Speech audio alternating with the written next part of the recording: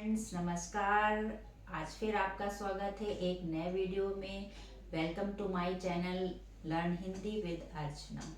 आज हम कुछ इम्पोर्टेंट क्वेश्चंस के बारे में बात करेंगे। उनकी कुछ स्पष्टीकरण क्या हो सकते हैं, कैसे आप उनको एग्जाम्स में अगर आते हैं पहचान सकते हैं। तो इन कुछ मुख्य बिंदुओं पर आज हम बात करेंगे और अभ्यास करेंगे इनका।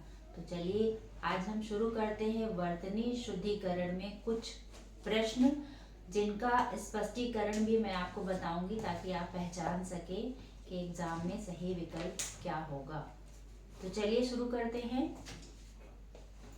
वर्तनी शुद्धिकरण अभ्यास 2 है। इससे पहले भी एक अभ्यास मैं करा चुकी हूँ। आज हम यहाँ पर कुछ प्रश्न लेंगे और जानेंगे कि इनमें 4 विकल्प जो दिए गए हैं प्रत्येक प्रश्न में, उनमें सही विकल्प क्या है और किस आधार पर आप उसे पहचान सकते हैं। तो पहला प्रश्न ये है आपका, शुद्ध वर्तनी वाला शब्द है। अब इसमें एक शब्द को कई ढंग से यहाँ पर लिखा गया है, कई तरह से लिखा गया है, जो बहुत ही कंफ्यूजिंग होता है, मिलते जुलते शब्द होते हैं और इसमें काफी कंफ्यूजन हो जाता है पहचानने में कि कैसे आप उसको पहचानेंगे।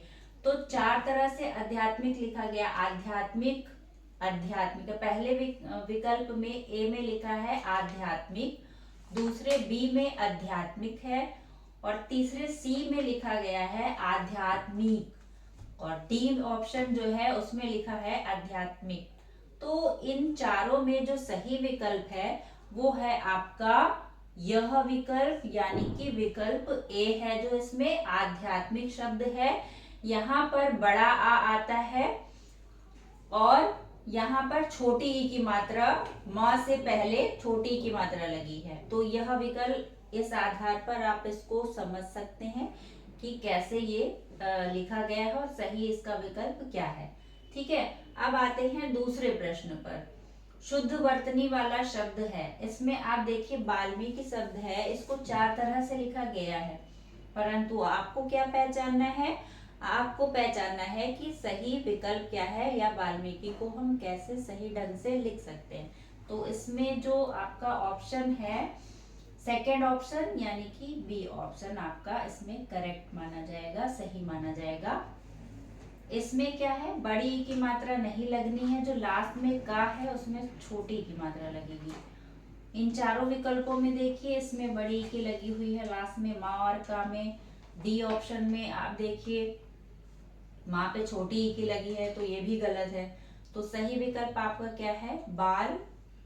वाल्मीकि। ठीक है, वाल्मीकि शब्द है। अब आप तीसरे क्वेश्चन पे आते हैं। उसमें देखिए शुद्ध वर्तनी वाला शब्द है। अब इसमें कवित्री शब्द है, उसको 4 तरह से लिखा गया है और सही क्या विकल्प है ये आपको पहचानना है कि इसमें सही विकल्प क्या होगा।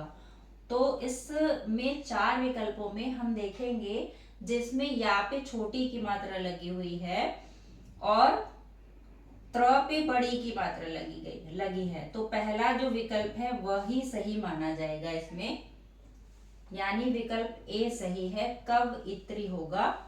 दूसरा ऑप्शन भी गलत है, कव यत्री है, ये भी पूरी तरह से गलत है। सी ऑप्शन कव यत्री, ये भी गलत है, वहां पे इसमें मात्रा लगी हुई है। और जो डी ऑप्शन है, जो चौथा विकल्प है, उसमें व पे बड़ी की मात्रा लगी है और त्रा पे तो सभी में लगेगी, परंतु यहाँ पर जो मात्राओं में कंफ्यूजन होता है वो व और या में होता है कि व पे लगेगी छोटी की मात्रा या पे लगेगी। तो इस आधार पर समझ सकते हैं आप कि यहाँ पर केवल ए विकल्प ही सही है, यहाँ पर छोटी मात्रा लगेगी। आसानी से आप इसको समझ सकते हैं। अब आते हैं चौथे प्रश्न पे। जो चौथा प्रश्न है वो है शुद्ध वर्तनी का चयन इसमें भी आपको करना है। इसमें जैसे कि ये 6 शब्द है, इसको भी बहुत ढंग से लिखा जाता है। क्या सही विकल्प है? इसमें कई तरह से लिखा गया है। तो आपको इसमें देखना छ जो होता है ये विसर्ग लगा हुआ है। ये जो 2 पॉइंट लगे हुए हैं इसको हम विसर्ग कहते हैं हिंदी में। तो जहां पर ये विसर्ग लगा है इसको विसर्ग बोला जाता है। तो ये आपका सही माना जाएगा, यानी कि जो विकल्प है आपका, विकल्प पहला ए ऑप्शन ये सही माना जाएगा। वर्तनी शुद्धि के आधार पर अगर हम देखेंगे तो यह शुद्ध माना जाएगा। 6 ऐसे लिखा था। इस तरह से हम हा लिख देते तो जो विसर्ग है इसका जो उच्चारण होता है वो हा के ही उच्चारण में आता है। अंत में जब हम कहते हैं 6 तो हा की ध्वनि सुनाई देती है, परंतु उसको हमें लिखना नहीं है, उसकी जगह पर हमें विसर्ग लगाना है। तो ये विकल्प का जो आंसर है ए वो बिल्कुल सही विकल्प है। यहाँ पर शुद्ध वर्तनी में अगर हम 6 को लिखेंगे ये भी गलत है, ये भी गलत है, यहाँ पे हलंत लगा है और यहाँ पे 2 हा आ गए हैं, यानी 2 बार हा का प्रयोग हुआ है, तो ये भी पूरी तरह से गलत है। तो सही ऑप्शन क्या होगा आपका 6। तो इस आधार पर ये सारे जो बहुत ही महत्वपूर्ण प्रश्न हैं, बहुत सारे कॉम्पिटिटिव एग्जाम में ये आ चुके हैं।